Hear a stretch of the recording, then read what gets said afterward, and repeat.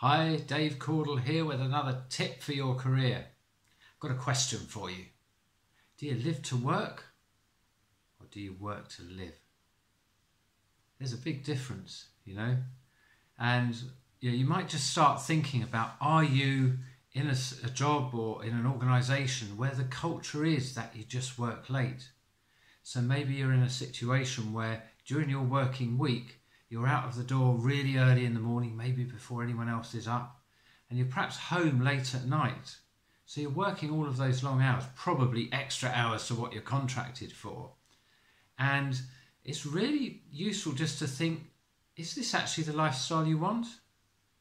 Because if it isn't, you can start blaming the organisation or the culture, or that's just the way it is, that's my industry. Or you could do something about it.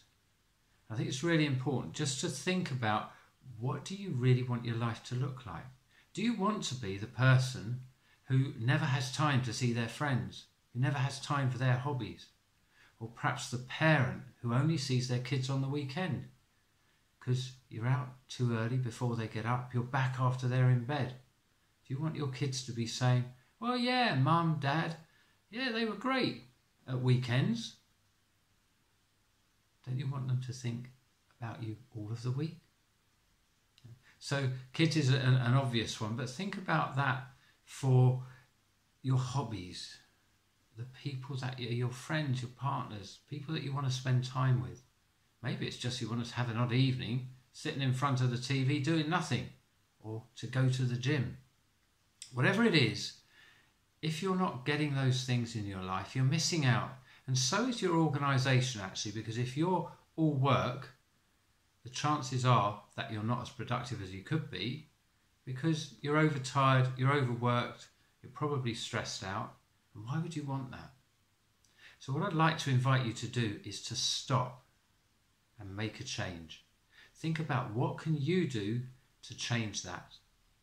Now it might be you can just do something simple, like say, right, once a week at least, I'm going to be out the door by 5 or 5:30, and I'm going to treat myself to a session at the gym, a meal out, a night at home, chilling out with my partner, whatever it is. But start to make the difference and start to set your boundaries around when you are and you aren't going to work. So you make the time. It's very easy to blame other people, but that's what we call in coaching terms being at effect. And actually what you want to be is at cause. You might not like the culture or what your organisation does or the way it operates, but actually you're the one that can change how you respond to that. So if it's not what you want, the way you're working, stop now. Do something different. Talk to your boss. Make those little changes I talked about. Make a point of not going in until 8 or 9 o'clock in the morning, whatever the time is that suits you. And make sure also that you take a lunch break. That's really important for your own well-being, but also because then in the afternoons you'll do so much more. You'll be so much happier because you've had a break. So start making those changes.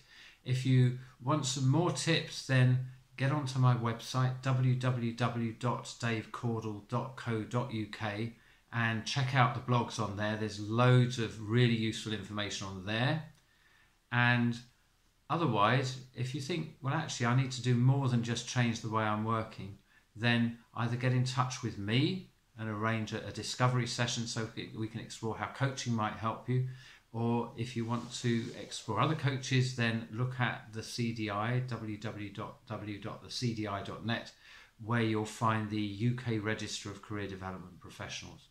Make sure that you're using a proper career professional to help you manage your career.